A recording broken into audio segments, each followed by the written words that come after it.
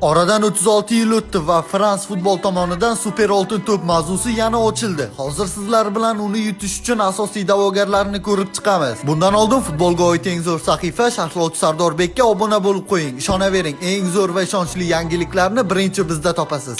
Gap shundaki, 36 yil deganda ilk marotaba Frans futbol Super oltin to'p haqida shunday deydi. Bu futboldagi noyob sovrinlardan hisoblanadi. Uni tarixda faqat bir futbolchi, Alfredo Di Stefano qo'lga kiritgan. Sovrin 3 ta 10 yillikning eng yaxshi futbolchilariga beriladi. Mana oradan 30 yildan ko'p vaqt o'tdi. Frans futbol bu sovrinni yana bir bor topshirishni jiddiy o'ylab ko'rmoqda. Bu safar raqobat juda ham kuchli. Qadrli do'stlar, oldingi g'olib Alfredo Di Stefanoga Super oltin to'pni berishda ekspertlar uning gollari va sovrinlariga qolganlarnikidan ko'proq bo'lganligiga qarashgan va shuning uchun topshirishgan. Bu safar asosiy da'vogarlar sifatida ikki futbol qirollari Cristiano Ronaldo va Leo Messi ko'rilmoqda. Qiziq tomoni, Frans futbol Super oltin to'pni berishda ham sovringa ham golga qaraydi. Ronaldo va Messi esa buni bo'lishib olishgan. Ya'ni Cristianoda gollar borasida ustunlik bor. U 938 ta gol va 257 ta assistni qayd etgan. Leoda esa bu ko'rsatkich 865 ta gol, 384 ta assistni tashkil etadi. Sovrinlar borasida esa Messida ustunlik bor. Argentinalik yulduz jami 46 ta sovrinni qo'lga kiritgan. Ronaldoda esa 35 ta sovrin. Xo'sh do'stlar, futbolda sovrin ko'pligi muhimmi yoki gollar? Sizningcha Super oltin to'pga kim haqliroq? Fikrlaringizni kommentariyada qoldiring.